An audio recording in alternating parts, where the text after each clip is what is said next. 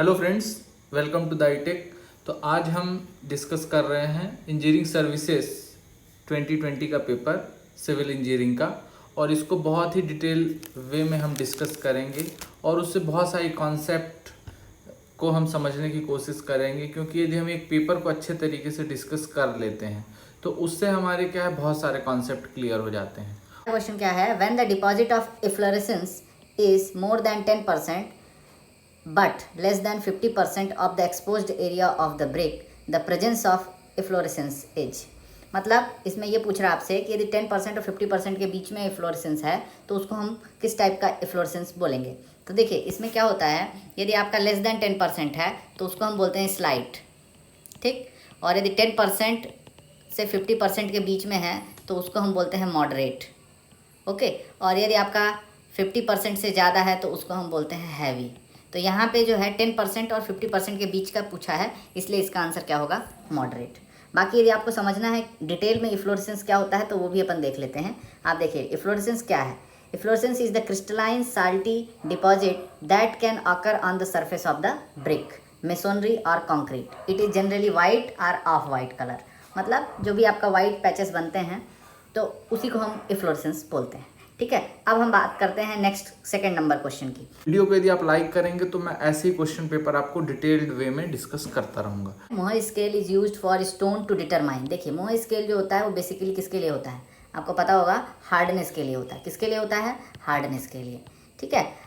तो हार्डनेस यदि आपको पता करना है तो उसके लिए आप ये स्केल यूज करते हो। जैसे में आप देखिए, ये आपको दिया है इंक्रीजिंग हार्डनेस, जैसे जिप्सम का 2 है, कैल्साइट का 3 है, ठीक है। ऐसे ही आपका देखिए क्वार्टज का 7 है, डायमंड का, तो मतलब सबसे ज़्यादा हार्डनेस किसकी मिलेगी आपको, डायमंड की। ठीक है, यहाँ पे आप देखिए जैसे आपका फिंगर नेल है, फिंगर नेल का हार्डनेस कितना होता है, 2.5, ठीक है। स्टील नेल का हार्डनेस क्या होता है, 6.5। मतलब यदि आप एक कम हार्डनेस से ज़्यादा वाले हार्डनेस के ऊपर रब करेंगे तो जिसकी हार्डनेस कम होगी उसके ऊपर स्क्रैच आता है, ठीक है। तो इस तरीके से आप देख सकते हैं, ये टेबल आप याद रखिए ताकि आपको समझ में आ जाए।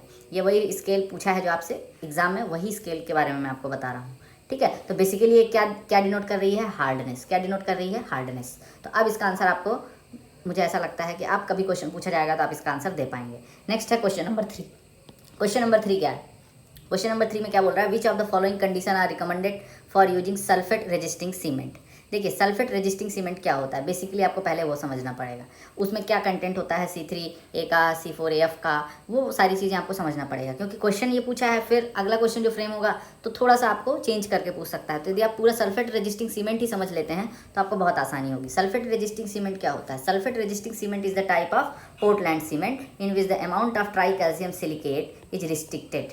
मतलब 5% से ट्राई कैल्शियम एल्यूमिनेट जो होगा वो 5% से कम होगा, किसमें, सल्फेट रेजिस्टिंग सीमेंट में। साथ में C3A और C4AF इसका जो मिक्सचर है वो भी आपका कितने 25% से कम होना चाहिए, ठीक है। तभी आप सल्फेट रेजिस्टिंग सीमेंट बना पाएंगे। और ये सीमेंट आपको कब यूज करना है, जब सल्फेट का जो अटैक है वो होने की संभावना रहे स्ट्रक्चर में, तभी आपको ये सीमेंट यूज करना पड़ता है। जैसे आप कहाँ कहाँ यूज कर सकते हैं, फाउंडेशन पाइल्स में यूज कर सकते हैं, बेसमेंट और अंडरग्राउंड स्ट्रक्चर में यूज कर सकते हैं, सीवेज और वाटर ट्रीटमेंट प्लांट में यूज कर सकते हैं, chemical fertiliser and sugar factory में यूज कर सकते हैं, ठीक है, फूड प्रोसेसिंग इंडस्ट्री में यूज कर सकते हैं, ठीक है। तो ऐसे आप कोस्टल वर्क्स में यूज कर सकते हैं। तो सल्फेट रेजिस्टिंग सीमेंट आप यहाँ यूज कर सकते हैं। तो अब आ जाते हैं अपन क्वेश्चन में। तो क्वेश्चन आपसे क्या पूछ रहा है, क्वेश्चन पूछ रहा है कि हम कहाँ यूज कर सकते हैं। तो देखते हैं, पहला ऑप्शन दिया है, concrete to be used in foundation and basement where soil is not infested with sulphur. नहीं, ये आंसर तो नहीं होगा, क्योंकि सॉइल यदि सल्फेट से इन्फेस्टेड होगी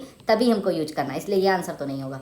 फिर देखते हैं second, concrete used for fabrication of pipe which are likely to be buried in marshy region are sulphate bearing piles. मतलब यहाँ पे आपको यूज करना है। और concrete to be used in the construction of sewage treatment work, जो कि अभी अपन ने देखा सीवेज ट्रीटमेंट में, sewage and water treatment plants. तो इसलिए इसका आंसर क्या हो जाएगा, 2 and 3। तो option A is the right answer, okay. अब आते हैं question number 4, which one of the following cement is डेलिक्वेशन।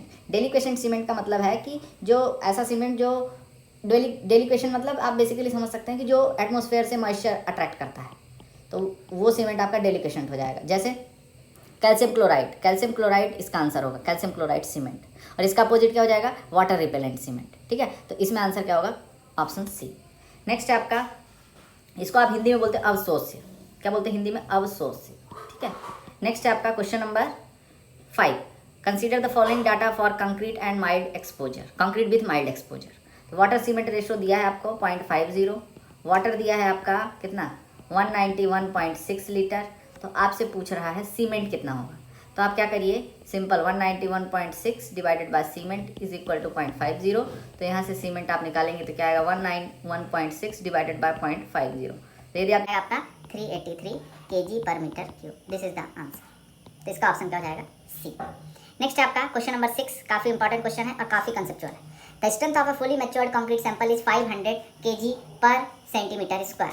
Okay, फिर इसके बाद बोला है when cured at average temperature of 20 degree centigrade in a day and 10 degree centigrade in a night, datum temperature is -11 degree centigrade. If Pohmand constant A is 32 and B is 54, the strength of identical concrete at 7 days। तो देखिए यहाँ पे concrete maturity के बारे में question पूछा है, तो इस क्वेश्चन को सॉल्व करने के पहले मैं आपको कुछ कॉन्सेप्ट बताना चाहता हूँ ताकि आप इस क्वेश्चन को सॉल्व कर पाएँ। तो इसका कॉन्सेप्ट क्या है मैं आपको बता देता हूँ। कंक्रीट मैच्योरिटी इंडेक्स कैलकुलेट करने की बेसिकली 3 मेथड होती हैं। नर्स सॉल्व, जिसको कि आप टेम्परेचर टाइम फैक्टर भी बोलते हैं, फिर है एर्हिनियस, जिसको आप इक्विवेलेंट एज मेथड बोलते हैं, और थर्ड है वेटेड मैच्योरिटी। तो मैं फर्स्ट मेथड की बात करूँ, कंक्रीट मैच्योरिटी, जिसको आप नर्स सॉल्व इक्वेशन भी बोलते हो। कभी पूछ दिया आपसे कि इस मेथड का नाम क्या है, तो आपको पता होना चाहिए। आप जैसे देखिए, इसमें आप देखिए, इसमें 2 टाइप का टेम्परेचर होगा जो कि आपको क्वेश्चन में भी दिया है। एक क्या दिया है आपको, एवरेज टेम्परेचर आपको दिया है 20 डिग्री सेंटीग्रेड और इन अ डे, और नाइट का कितना दिया है नाइट का दिया है 10, डे का टेम्परेचर कितना दिया है 20, नाइट का दिया है 10, और डेटम कितना दिया है -10। ठीक है, तो अब आपको करना क्या है इसमें, तो देखिए ये जो कंक्रीट मैच्योरिटी है, इसमें हम बेसिकली करते क्या है, इसमें बेसिकली हम स्ट्रेंथ निकालते हैं। ठीक है, स्ट्रेंथ निकालते हैं परसेंटेज में। तो स्ट्रेंथ निकालने का फॉर्मूला ये है, FC = A + B log M। अब यहाँ पे M क्या है, M आपका क्या है, मैच्योरिटी ऑफ कंक्रीट। M क्या है, मैच्योरिटी ऑफ कंक्रीट। तो अब देखिए मैच्योरिटी ऑफ कंक्रीट M है और FC क्या है आपका, स्ट्रेंथ है। ठीक है, तो आपको पहले क्या निकालना पड़ेगा, मैच्योरिटी निकालना पड़ेगा। पहले क्या निकालना है, मैच्योरिटी, फिर उसके बाद स्ट्रेंथ निकालना है। ठीक है, तो मैच्योरिटी निकालने का फॉर्मूला है, ये देखिए, ये है मैच्योरिटी निकालने का formula. MT = sigma TA - T0 del T। TA आपका क्या है, एवरेज टेम्परेचर, और T0 क्या है आपका, डेटम टेम्परेचर। ठीक है, और जो आपका निकल के आएगा वो टेम्परेचर टाइम फैक्टर भी बोलते हैं उसको, और उसकी जो यूनिट रहेगी डिग्री/आवर में रहेगी। तो यहाँ से आप देखिए इस क्वेश्चन में, आपको देखिए इस क्वेश्चन में आपको एवरेज टेम्परेचर दिया है, डे का कितना दिया है आप बताइए। डे का दिया है 20 डिग्री सेंटीग्रेड, और नाइट का कितना दिया है आपको, नाइट का दिया है 10 डिग्री सेंटीग्रेड, और डेटम टेम्परेचर कितना दिया है, डेटम टेम्परेचर दिया है -11 डिग्री सेंटीग्रेड। तो अब आप इसी फार्मूले को मैंने यहाँ पे लिखा है, ये देखिए, MT = sigma TA - T0 del T। अब देखिए सबसे पहले आपको क्या करना है, TA क्या है आपका, एवरेज टेम्परेचर। ये देखिए TA क्या है आपका, एवरेज टेम्परेचर, और T0 क्या है आपका, डेटम टेम्परेचर। तो एवरेज में से डेटम को आपको माइनस करना है। तो एवरेज आपका कितना है, डे का 20 है, माइनस फिर आपको करना है डेटम टेम्परेचर को माइनस। तो इसमें एक माइनस पहले से है, इसलिए यहाँ भी माइनस आ गया। फिर इसके बाद आपको क्या करना है, del T से मल्टीप्लाई करना है। del T क्या है आपका, del T is the time interval. del T क्या है, टाइम इंटरवल। तो दिन को मैं मान लेता हूँ 12 घंटे में, 12 घंटे का दिन और 12 घंटे की रात, तो 12 × 7 डेज। डेज में दिया है तो उसको यदि आप आवर में चेंज करोगे तो 7 × क्या जाएगा, 12 हो जाएगा। प्लस चूँकि समेशन करना है आपको, तो प्लस फिर वही आपको एक बार डे का लिए, तो अब इस बार आपको किसका लेना पड़ेगा, टेम्परेचर नाइट का। नाइट का टेम्परेचर कितना है 10, माइनस एवरेज टेम्परेचर आपका कितना है, डेटम टेम्परेचर कितना है -11, सेम है वो, तो ये आ जाएगा इंटू 7 डेज के लिए निकालना है, आवर में चेंज करेंगे तो इंटू 12 हो जाएगा। इसको आप सॉल्व करेंगे तो आपका आंसर आएगा 4368। मैंने सॉल्व करके रखा है ताकि आपका टाइम बचे। 4368 डिग्री/आवर में। ठीक है, ये जो आया है आपका, ये क्या है, मैच्योरिटी आया है कंक्रीट की, कितने दिन की, 7 डेज की। ठीक है, अब मैच्योरिटी जैसे ही आपको निकलता है तो आपको उसके बाद क्या निकालना है, स्ट्रेंथ निकालना है। तो स्ट्रेंथ निकालने का फॉर्मूला क्या है, A + B log M। A आपको दिया है, कांस्टेंट की वैल्यू दी है आपको, ये देखिए A की वैल्यू दी है 32 और B की वैल्यू दी है 54। तो A की वैल्यू 32 मैंने यहाँ रख दिया, B की वैल्यू रख दिया 54।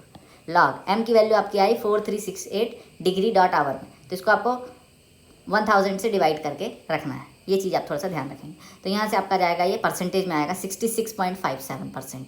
अब इसके बाद आपको देखिए फुली मैच्योर्ड कंक्रीट की स्ट्रेंथ दी है 500 kg/cm², बट आपको निकालना कितने, 7 डेज की। तो 7 डेज का कितना परसेंट आ रहा है, 66.57। तो वो 500 का कितना परसेंट होगा, 500 का कितना परसेंट होगा, 500 × 66.57। तो इसको सॉल्व करेंगे आप तो 332.87 आएगा। 332.87 आपका कौन सा ऑप्शन आ रहा है, ये आ रहा है लगभग 333, तो इसलिए इसका आंसर आ जाएगा 333। तो होपफुली आपको ये क्वेश्चन समझ में आए होंगे, question number 1 to 6, question number 1 to 6 आपको समझ में आया होगा। यदि आपको कोई और डाउट है किसी भी क्वेश्चन से रिलेटेड अभी तक जो मैंने डिस्कस किया है तो आप ज़रूर पूछिए। बाकी नेक्स्ट क्वेश्चन 7 से लेके आगे मैं नेक्स्ट वीडियो में डिस्कस कर रहा हूँ। पसंद आता है तो आप ज़रूर लाइक, शेयर एंड सब्सक्राइब कीजिए। धन्यवाद।